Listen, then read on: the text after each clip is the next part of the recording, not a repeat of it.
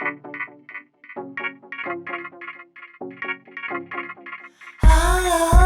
it might be where you come from. If where you come from casts a bright light on your new strokes that you made up.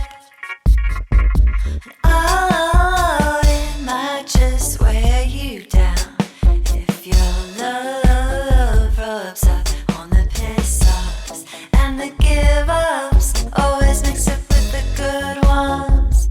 What green lawns, rich sticks in Green Bay, real high class from a sweaty haze of summer. Sweet Jesus, don't eat all the money. I'm just seeing a speculation, playing shadows with our masters of the suburbs. We're the masters of the suburbs.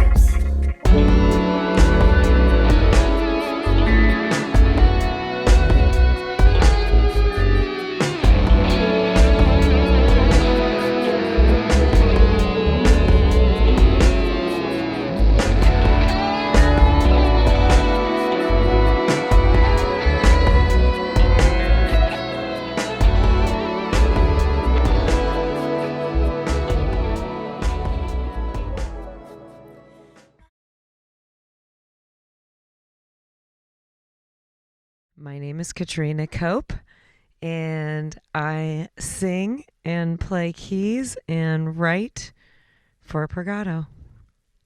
Anything else? Should I say anything else? That's good. All right. I'm Tyler Cope, married to Katrina Cope, and I help make sounds. I'm Devin Buse. I play the drums and use Ableton to contribute to this band.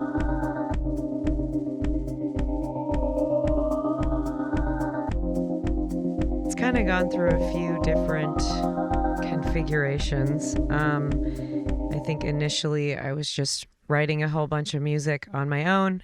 I wanted it to be a band. And then what was it, like 2012 was the first show, I think, with Purr Gato, and we had Bridget Roney in it and David Levin.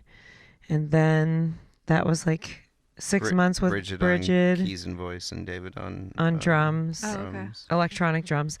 And then first album, then And with Tyler as well. this is Tyler, Okay, yeah. Okay. So Tyler's been a constant. Okay. And then like maybe, I don't know, 2 years later, I think Brittany Cole joined us. Bridget let Brittany join, and she did vocals and say, like, really, she was Bridget 2.0. Yeah. So she replaced, and then there was like a Filled part there where it was just me and Tyler just for a little bit. And then I think it was about 2016 is when Devin joined the band, which was really awesome. So what is that, 2020? It's almost been like 4 years. Brand new. 2020. Brand new. Yes, it is. Brand new. We write a bit together. I think the first album was mainly me just writing music and then transferring it to like, how do we play this live? The second album was mainly, I think, Tyler and we collaborated on a few songs. And this album was more like Devin and Tyler and I would jam. Like we did some jamming and came up with some like ideas. And then I think Devin brought a few tunes. Yeah, that's right. I think you brought Godi Modi, which now we call Peace and Harmony. Yeah. So that was something that Devin brought us. Yeah. And then I wrote lyrics and melody over. Yeah, and Another Place. And Another Place we all, which is like probably my favorite.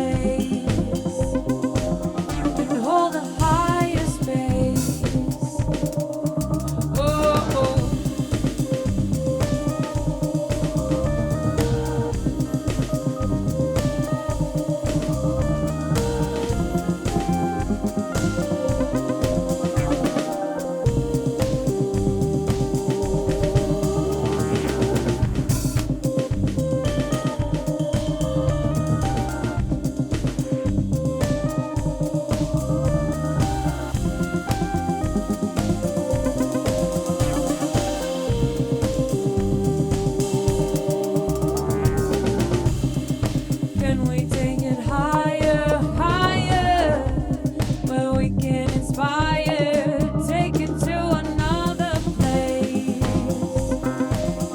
and hold a higher space?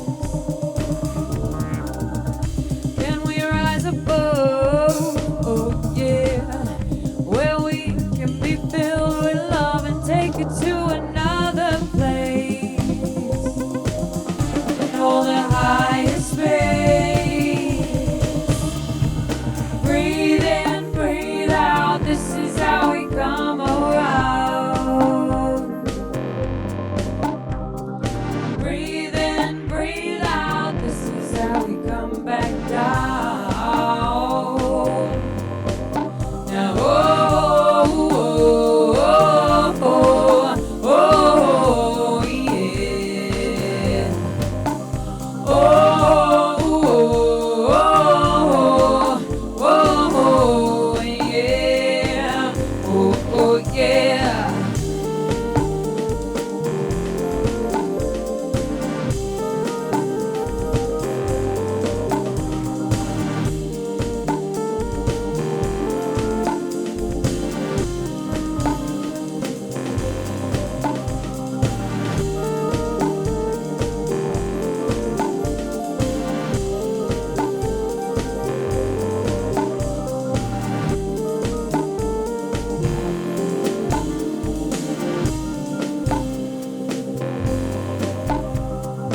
Breathe in, breathe out.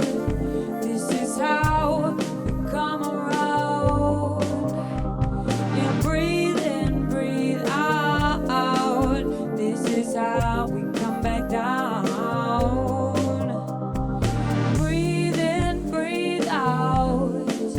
This is how we come around, come around. Breathe in, breathe out. Can you feel it now? Breathe. We're not alone now. Breathe.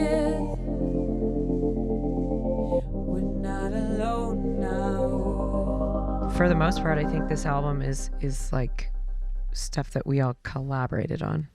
Yeah. Yeah, it gets put through the ringer. you Is know. Devin the first full-time drummer that you guys have had? David did it for like Dave- 3 years. Yeah, but then Yeah, I guess but- we didn't know you guys. We knew you after that when you were just the the two two of of you, us, or with yeah. Yeah, Bert and that's maybe and we for were a like minute. triggering. We were just like writing beats and triggering, like Yeah. letting them go and doing their thing, and it's not fun. I saw that they were doing that. I'm like, you need a drummer. Yeah. That's kind of what happened. And I He was showed like, up- yes, we do. He showed up at a Royal Room gig, No, it So was. Is uh, that how you guys Royal. met? It was I wanted- Royal Room. I actually wanted to know that. and I was just like, thank God. Well done. Like, because sometimes drummers are just hard to come by. You know, yeah. they have to be inspired. Everyone's got to be inspired, but it's just like kit drummers are like a whole thing. You know. Well, Like, and especially to got a have lot of somebody gear. who's already seems so primed to play not only an organic drum kit but also the electronic side, Yeah. and to be creative like in soundscaping and all sorts of directions. So Right. yeah, It really. Yeah, how good did it come match. to be that you entered the project? It was a big. So I went to high school with a guy who's in a big band called Jazz Underground, and Katrina sings in that big band, coincidentally. And I went to college with Katrina. So when Pat, who's a Barry sax player, he said, "Hey, we need a drummer. Do you want to drum?" I'm like, "Sure," because I just moved back to Seattle. And then Katrina was there, and I recognized her from Cornish. And then she's like, "Oh, I'm playing at Royal Room with my band Purr Gato." I'm like, "Okay, I'll come check it out." And then checked it out, and I'm like, "You guys need a drummer." So that's how it Yeah. happened. Yeah. It was cool. It was I mean, everything was just kind of experimental, like whatever we could do to make something work. And so it just kept going through its iterations, and that was like the best place it Right. could go was. Yeah, of course it what- started yeah. with Devin like having to learn our material that we had been doing, and then it was like a process of okay, how are we going to do this, because we were triggering it just by like a computer.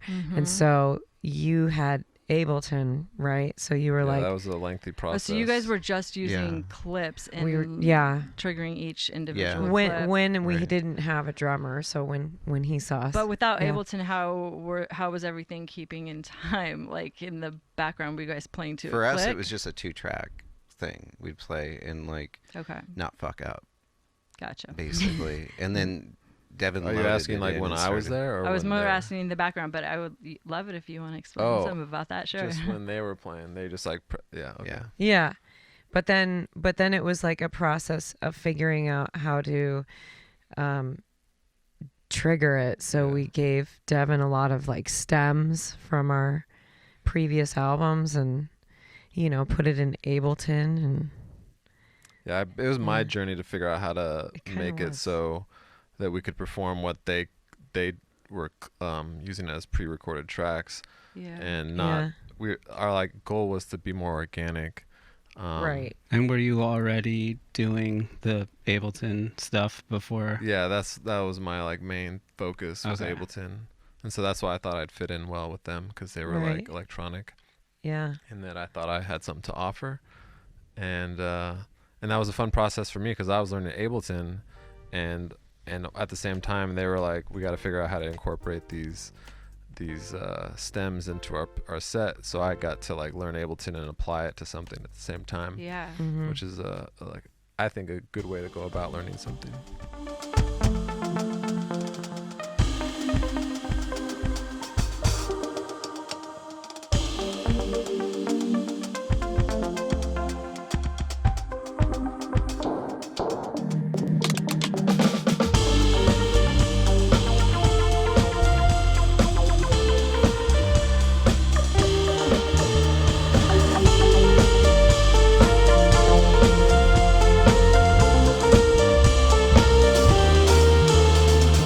Always chasing rainbows, rainbows, chasing them once again. Always chasing rainbows, chasing them till the end. With my man by my side and my friend in my ride, yeah, here we go again. I'm always chasing rainbows, rainbows, chasing them till the end. If you know that ain't much love, if you're looking for the top, hands up, I don't give a fuck. Yeah, let's give it one more shot. And you know that ain't much luck if you're looking for the top, hands up, I don't give a fuck. So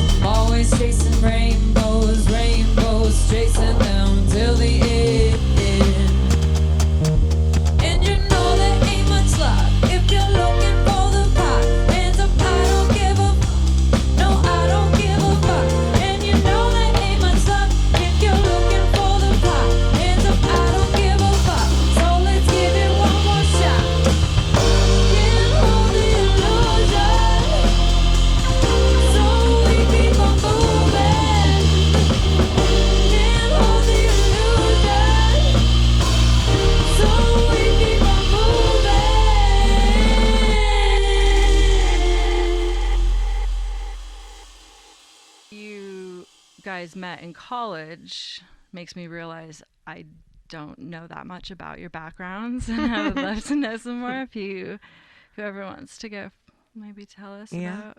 Are you guys Washington? Yeah, go ahead. Sure. Well, I noticed Katrina because she's a good singer. I don't know if Katrina noticed me because I was a freshman drummer.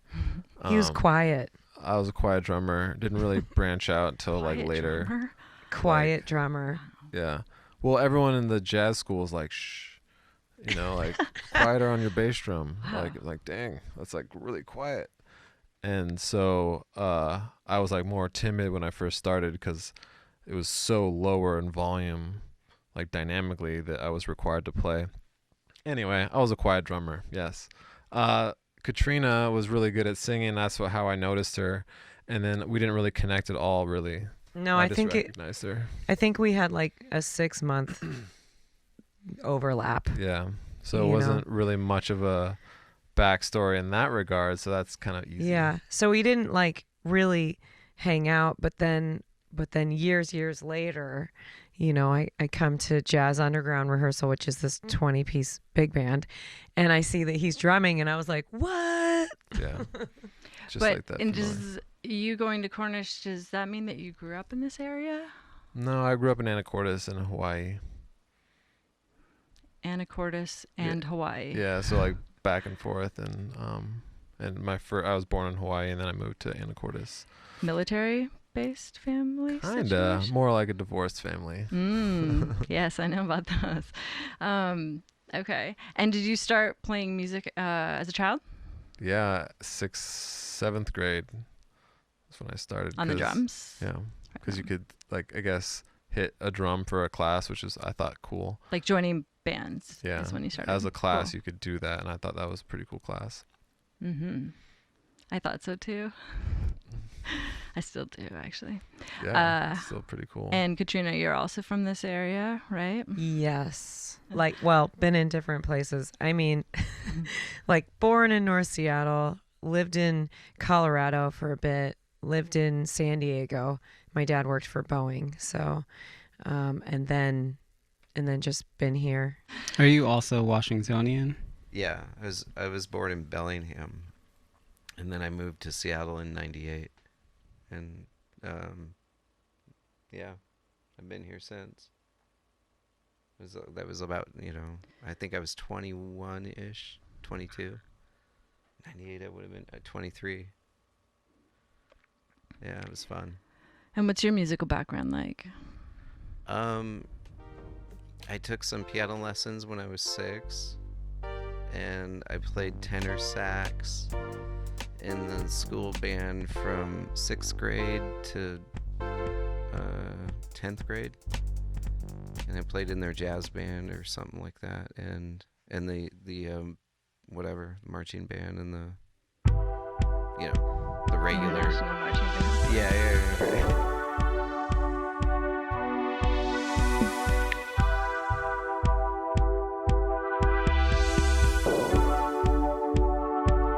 And then my first songbook was like the Soundgarden book that had was it Bad Motorfinger, that has like Mystified and Jesus Christ Pose. Is that Bad Motorfinger? And it has Rusty Cage.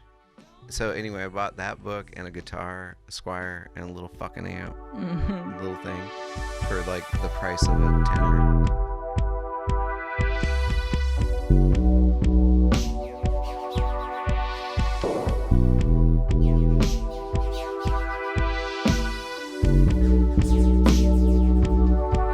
Don't wait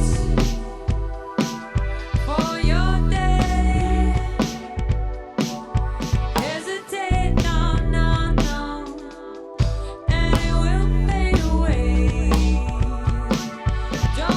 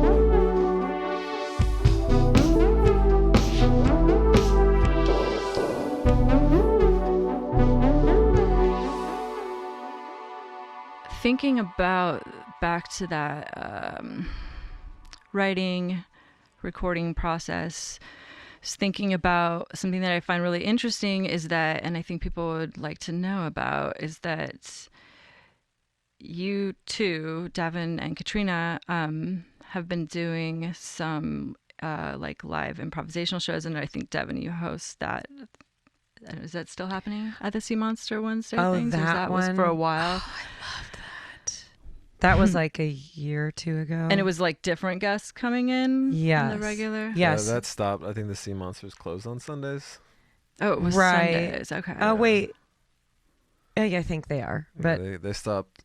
They stopped doing business on Sundays. Was it the football season situation? I don't know. Huh. But it was you've had about a few weekly or Yeah, it was about Yeah, I mean, a Sea year. Monster or not, like Yeah, I was for a mostly like while. interested in that, like that part of the process, and you guys building a whole. I mean, maybe what becomes basis is for new songs, but also working a lot in your lives on like improvisational music in a territory that is completely jazz adjacent or jazz centric, but is also maybe kind of electronic music centric. Or it was adjacent. really cool. It was like one of my favorite things. I wish that we were still doing that. I wish you were still doing that. Well, we could probably keep doing it. Yeah. Yeah. It was Remember so the one you did cool. with, Josh Rawlings. Yeah. That was magical. I mean, it was like always That was magical. Crazy. It was so like, crazy good. You know, we Oh would my just God. play something and he would in time capture it. So he such a would good capture whatever instrumental is, sometimes my voice. And then He, he meaning would chop Devin? it up. Devin would chop it up. And then it would become this other song, and then we would just like jam on that. It was just really awesome. We actually have some recordings of that, audio recordings. Need to dig out, but definitely had come out, gotten song ideas from there for sure. It was very inspiring. Katrina, you've been doing your own set of solo music that I don't know if you're basing those sets on improvisation or on, Oh like, yeah, like the written. solo stuff. So I've been working on Ableton, and I've kind of, what I've been doing with it is, I wrote these songs, but I trigger things. So I did pre-recording of some stuff. So I don't, I need to work on it to be able to get really, really good at live looping, which, It's hard. yeah, which I can get there. But basically I will trigger different sections or take the bass out or the drums or whatever. And yeah, so that's been kind of fun.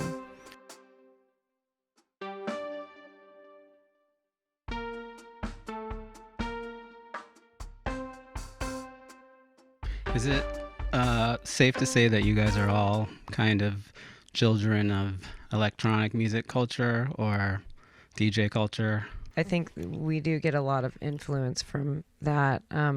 So I've always wanted to know your guys' take on electronic, like what draws you to it? Why did you guys choose to pursue that path musically, and how that's different from like a rock or a jazz or other kinds of band pursuits? Any thoughts on that? I have thoughts, but do you want to talk about it? Like when you're a musician mastering an instrument, you master their sound, and that's kind of like involved with like a guitar or like a drum. Like you're really mastering these organic instruments that you tune and become really familiar with. And so the production side is kind of mastering like these cool like sounds that you can record or like manipulating sounds, and that's it's just like following your ear. It's like really attractive to me to hear how produced and how well you can create these sounds, and they like tickle you in cool ways. All with it, yeah. And my mind is sound, sound, sound. We're going up, baby. Is Purr Gato maybe closest to like a house genre of electronic music? Is that, Well, would you I don't categorize it think that way we're or not fast necessarily? enough. I don't think we're fast enough I- for house. We rarely play anything at 124 or 5. and we also don't like, as far as drum beats go, we're not just your typical like Yeah, the drum boots and well, cats. the drum beats are really organic. I think Because Devin's playing them. It's a right, human like being. there's a lot of intricateness to it that I think feels more like trip House hop. music like can be pretty jungly fucking cool though, sometimes. because like as repetitive as that all four on the floor thing is, like they can introduce these new sounds you've never heard before, and I think that's where electronic music like is like unlike anything else. We've all heard saxophones and we've heard them, and we've all heard guitars and we've heard them affected in all these different ways, but eventually you start to push the edges of that instrument's universe. Yeah. You know, Sometimes and, that tranceness can the be electronic like stuff is like neon colors for the first time. You're like, what the hell's that? It's Yeah. just so complicated. I think with each configuration, and I mean, so Purr Gato's been going, I guess, as a band since 2012. I mean, that's like 8 years. So I think over the course of that, I would probably say like our first configuration was maybe more like Lady Gaga-ish inspired, like more kind of poppy, but I think dark. we were intentionally chasing a genre, though. I think too. we were intentionally chasing We a were chasing genre. this like early '80s genre, like Susie and the Banshees This- type thing. The second Kinda- album in 2016 that we released, I think that felt more like Depeche Mode. It was a little more dark. I don't know, EDM can have any color in it really, but there's like also a lot of like pop, warm rainbow likeness to both like the vocals and the colors. And I mean, yeah, lots of 80s everywhere since. How far along is this album? Is it going to be finished in this year? Out of this year? Actually, yes, it will be finished this year. It's a 10-song album, and we have 7 of them completely mixed, so we have 3 more to go.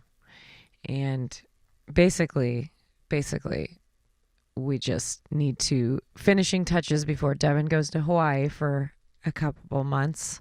I mean, just to make sure, but we can also do things over the web and whatnots. But I need to do some vocal doubles, and then we just need to mix them. And I believe it could be done in March. Fantastic. So like really soon. Are you doing all of the mixing and recording yourself, or did you do it in a studio? We did the drums and the main vocals in the studio. And then we've done all the synth work here, and we've done some mixing of the synths in here. Tyler's done a lot of that, and some vocal recording here, and some vocal recording, it's like a little bit of both, doubles and harmonies. and then we're mixing it the best we can, and then we take that mix and those tracks into Electro Kitty, Yeah. and he mixes it a little bit further. Are you using any, is it all live drum sounds, or are you using any drum replacement or samples? Or It's pretty much all live drums. There's a few spots where we're like, oh, let's just add some drums. But I was like, man, I wish I just did it in the studio. But there's a few spots where we add drums, but that's mostly because I was thinking when I was in the studio, I'm going to add drums here. is your overall approach to have a live drum sound, or because I feel like I've seen you play and I hear you drop a lot of like 808s or Yeah, some drum heavy stuff. sensors. Is that I guess is that part of what you're going for sound wise? You mean for this album? Yeah, for the album, and just conceptually, like when you play the drums, you want the live drum sound, and everything else you're doing as color on top with whatever your controller is, Yeah. as opposed to when you hit your kick drum, you want it to sound like an 808 the whole time, or Yeah, so I do a blend. My setup right now is a kick drum, snare drum, hi-hat with maybe a cymbal. And then I have I usually have that mic'd.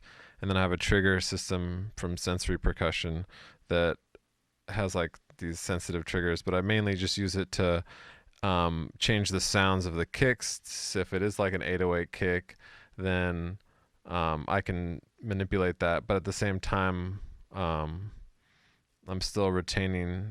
It's mostly for like it's a process of like experimentation, but it started with actually to go back to the start of Purr Gato, it started with just triggered kicks and like little pads for the kick drum, and like I would do a finger drum thing, and then someone's like, "That's not that cool," and I'm like, "Yeah, you're right. Let's do a regular drum thing."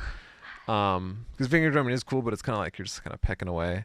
And then it moved to, okay, I'm gonna try to play the kick drum and do Ableton at the same time, and then have like just a trigger kick, and then it moved to, okay, I can get my snare drum in there. And then I saw this guy named D'Anthony Parks playing like samples on one hand, like really, really well. And I'm like, okay, so it's possible to play samples on one hand and play the drums consistently. So I went for like this binge of just a year trying to really work on the technique of playing the Ableton and the kick, mostly as like a cool factor. Like it's challenging, so let's try it. And then I try to morph that into Purr Gato without using loops. So we're like pretty much not even using loops anymore. We're just triggering all the samples from my Ableton and his setup. And then we kept the kick drum in there because it's still fun. We don't always play like robotic EDM style. So like I like to play nuanced things. I'm more of an improver at heart, so I like to make sure that I'm comfortable and can express myself when the crowd is like really vibing hard or like not so much. I can kind of play subdued, just the bare bones of like the 808 sound or I can get into it and like let the drums speak along with the samples and like have it be like a timbre change with the energy that I produce. So it's still evolving, and it's like I don't honestly know what I'm aiming for right now. I'm just playing, and all those samples, we're just like trying them out to see what sounds cool.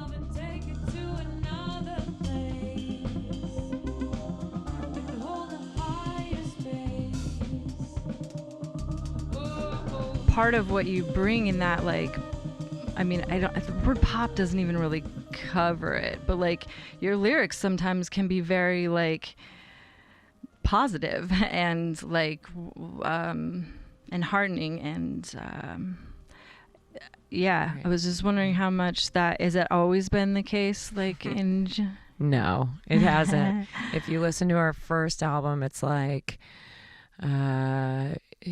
you know, I'm going crazy because of you, or you broke my heart, or, you know, and then there's some love songs in there. My fingers are stretched out. Yeah, I did it. I'm stuck on I a read The spaceship. Sparrow, and I wrote a song about it. So that's on the first album. And, you know, Nice. I mean, if you've read that book, it's about, Oh, I just read that book. oh my God, That's right? a crazy book. It's a crazy book. So Yeah. like You that should song re-listen was to the Sparrow song that Katrina did for it. It's That's fucking awesome. and that song was also featured on what was that show we would Coast always to Coast. Coast to Coast. Stadium. Oh, no way. Yeah. Art Bell Art show? Bell's old show? Yeah. Hi. Yeah, it's George Yeah. George George Norrie. Norrie. Or George Yeah. Norrie, yeah. They featured it on a Because it had to do with aliens or space or something like That's that. so cool. It was on a Yeah. Sunday Wow. or something. I mean, there's some positivity, I guess, in it, but it felt darker. And then this one, like all I this, come along. then he comes along, but also Oh, so it's this he who influence. should not be named Yes. president came along, and I was just like, I think with any musician, when things feel this way, and within the government and people being divided, I feel like this is when musicians are like, well, now we got to write some positive music. So I guess I was just feeling that, where, all right, we have to rise to a higher place and not, you know, be stuck in the shit of it. Mm-hmm. And so just trying to write more positive music that helps people deal, Yeah. you know. So I think that's where a lot of the lyrics have come from. I can see that, like, how that grassrootsness of collectivism and creativity and support and, you know, buoying, god damn it, holding each other up, and also like helping to like build into a new future, how that would influence you guys a lot, as you've been doing a lot of those and living in that world. And it's not the way the rest of the world looks, and it's not like playing in a bar. You're very right about that. Like, it is a very different environment than like when somebody just happens to be stopping by somewhere for a drink on their way home. Right. Because they're not in whatever. that mindset, right? They're not. Yeah, it's like the inclusion to collaborate with people too. I mean, you know, Yeah. you get everyone that like can just be themselves in one spot, and I don't know if there is no higher vision at something like that. Sometimes it just evolves naturally into something that can seem absurd, but it's not absurd because of the journey that people go on together to like create this absurd thing. Yeah. So basically, we're like, the kind of shows that we want to do are shows like that. And if we do shows in town like the Fred Wildlife, like what we did there, and had blazinspace, and then you guys play, and then doing the best you've ever seen, you know, that sort of collaboration with the movie and the lighting and a DJ, like that is definitely down our alley. So it's really hard to go back to wanting to just play a venue with two other bands that say, hey, you want to play with us? You know, it's like, okay, what's the theme? What are we going to do? Like, how are we going to make people feel? You know, so we're definitely like pickier and wanting to only do things like that. Yeah. Really, we want to be able to create a space. Do you guys have plans for the upcoming festival season already? We're definitely going to Critical. We've submitted to Cascadia. We would love to do that. We will only go to Burning Man and play if Devin goes. Basically. No pressure. Because there's a Camp Reverbia that has a great sound stage and stuff. You might go anyway. We might go anyway. But Get one of those like Pope mobiles and set your band up inside of it. I know. You know, we know. thought about this a couple years ago. I got inspired to I've do been an art picturing car. it in my head for years. Called giant the How could I do it with my a giant contacts acrylic in? box on a trailer, Yeah. Yeah. and you That has like with a filtering with system. a cage over it, so people Yeah, can climb up like on top and just multi-doors look to get in, and it's inside. just air conditioned and air filtered in there. They have their own system in there, and you put a system outside. You just tow it around with live bands. Air in it. conditioning. Some couches, like a big Find a fucking door where you can kiss babies through. Yes. Or you can Baby stick your hand kissing through door. with just a ring. Wait, that sounds Spray weird. holy water.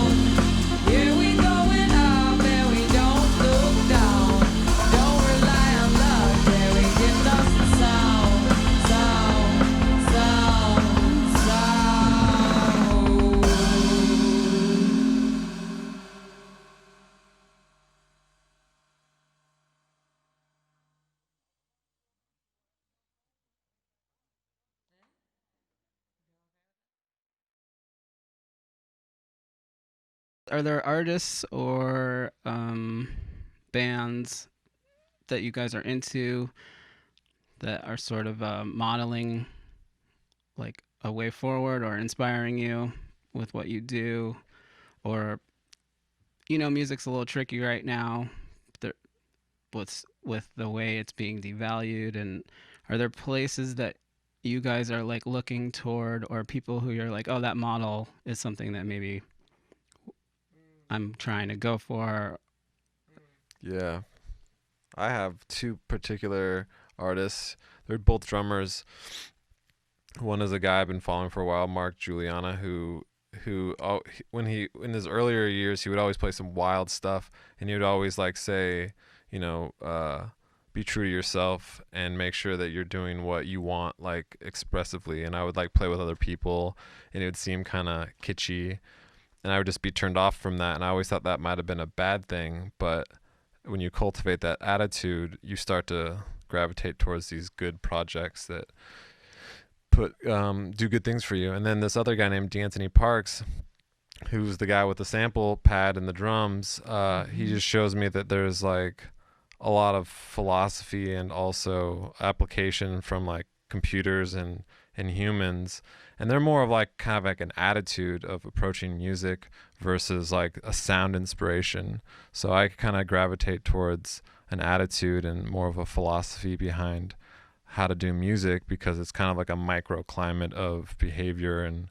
reactions, and so they kind of drive me towards a better attitude on approach versus like how to sound a certain way. Cool. You guys? Well,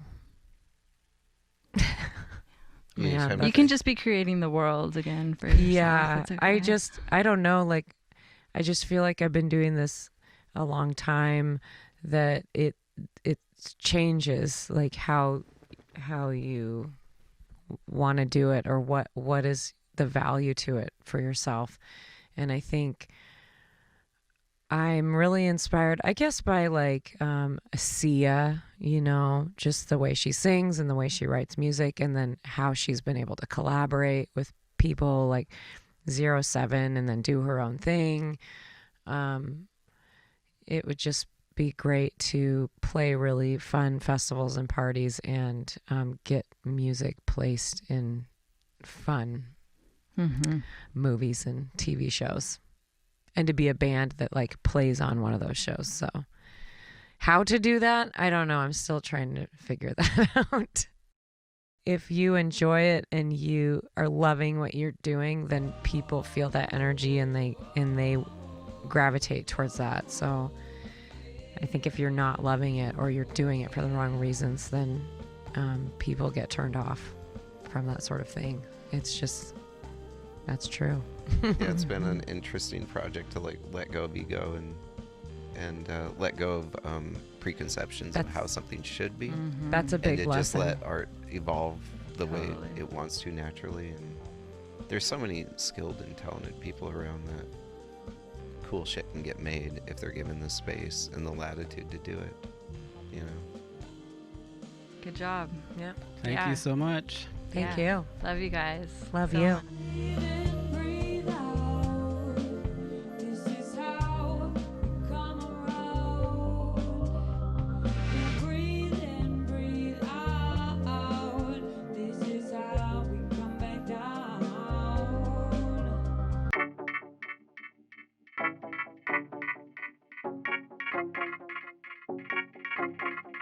Oh, it might be where you come from.